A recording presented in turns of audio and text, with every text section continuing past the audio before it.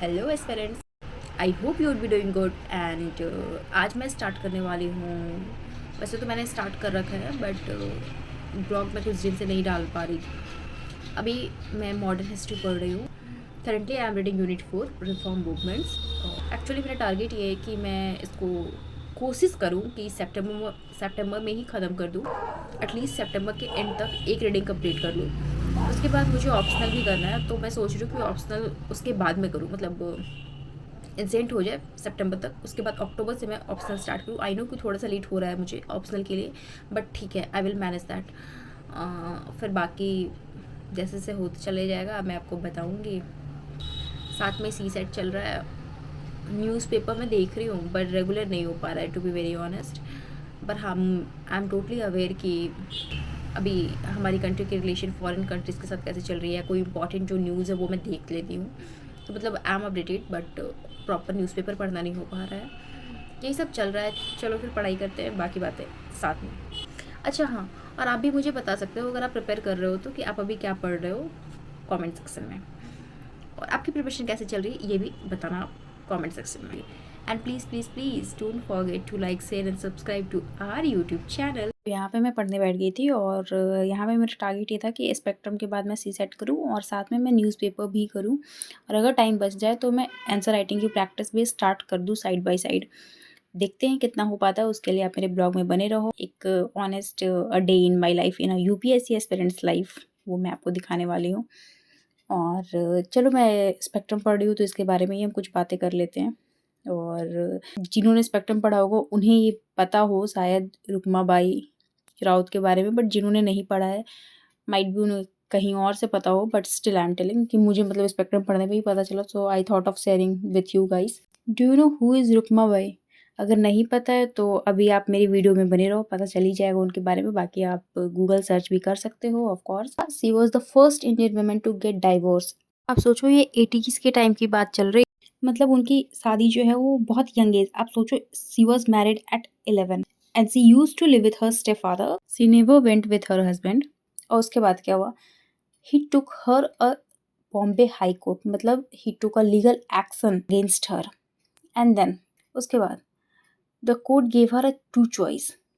आप ध्यान से सुनना, मैं जो चॉइसेस है कोर्ट के वो बताने वाली हूँ, और वो चॉइस लिटरली उस टाइम के अकॉर्डिंग आप सोच के देखना कितना टफ था। इधर to live with her husband और to spend 6 months in a prison. And what C choose the second one. मतलब इसके बाद उनकी चर्चा जो है वो पूरे वर्ल्ड में होने लगी। ऐसे बहुत रेयर ऑफ रेयर है जिसे सुनने को मिलता था कि any women are taking such a step, such a bold step, वो भी उस टाइम। सो वी शुड, मतलब hats off to her guts. And then वो फिर इंटरनेशनल डिबेट का चर्चा बन गया on child marriage and women's right.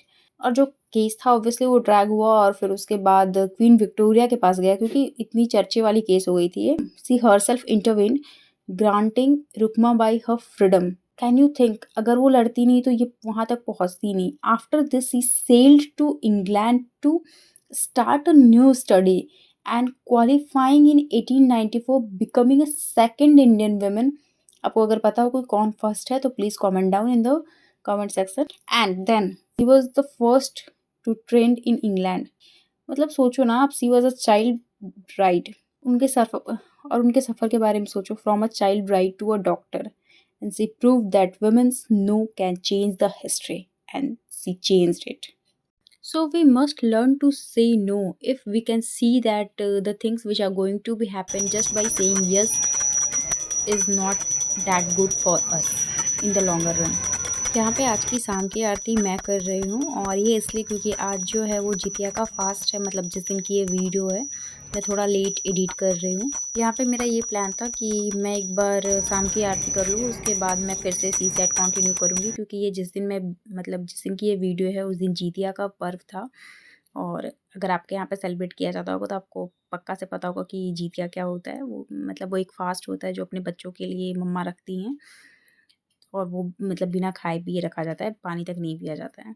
फिर यहाँ पे मैं पढ़ने बैठ गई थी, और एक्चुअली ये जो है वो स्टिकी नोट्स मैं बना रही हूँ क्योंकि मेरे भाई को इन्हें, मतलब उनके फ्रेंड ने गिफ्ट करा था, वो मेडिकल लाइन में है, तो मैं उसको कलर वलर करके स्टिकी नोट्स बना देती हूँ। यहाँ पे मेरी जो लाइन है वो मुझे लगा कि बहुत ज़रूरत है उसको लिखने की, तो मैंने लिख दिया, स्टॉप माइंडलेस स्क्रोलिंग। और मैं ये इसलिए कर रही हूँ ताकि मैं जब भी सामने देखूँ तो मुझे याद रहे और एटलीस्ट जो भी मैं स्टिकी नोट्स में लगाती हूँ वो मैं ना भी देखूँ फिर भी 3-4 दिन तो याद ही रहता है। यहाँ पे शाम में मेरे घर भुट्टा आया था तो वो पक रहा था और भुट्टे के साथ फिर हमने शाम में चाय मतलब पी।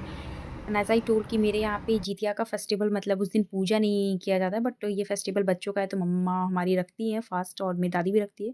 तो मैं और दादी यहाँ पे मंदिर चले गए थे जितिया का पूजा करवाने के लिए। उसके बाद देखो यहाँ पे क्या हो गया, बहुत तेज़ बारिश स्टार्ट हो गई। पूजा भी हो रही है साथ में और स्टार्ट हो गई बारिश। अब मैं सोच रही हूँ कि मैं कैसे जाऊँ मतलब घर, क्योंकि मेरे पास फ़ोन भी था और फिर मैंने वॉच भी पहनी हुई थी तो फिर मेरे को था कि वो भीगे ना। और ऑफ़ कोर्स जो पूजा की जितनी भी चीज़ें थी वो भी था तो फिर अब हमने बहुत वेट किया। फिर यहाँ पे जैसे ही हम भीग के घर आए, अब देखो यहाँ पे मेरे घर पे पूरा पानी भर चुका था। और ये पानी मैं क्या ही बताऊँ मतलब जब घुसता है ना फिर आपको पूरा साफ-सफाई ये वो सब करना पड़ता है और मैं पूरी भीग चुकी थी यहाँ पे। फिर ये पानी-वानी सब जो निकालने का प्रोसेस होता है ना वो भी बहुत टफ होता है, मैं आपको सही बता रही हूँ और इस बार तो मतलब किचन तक पानी घुस गया था।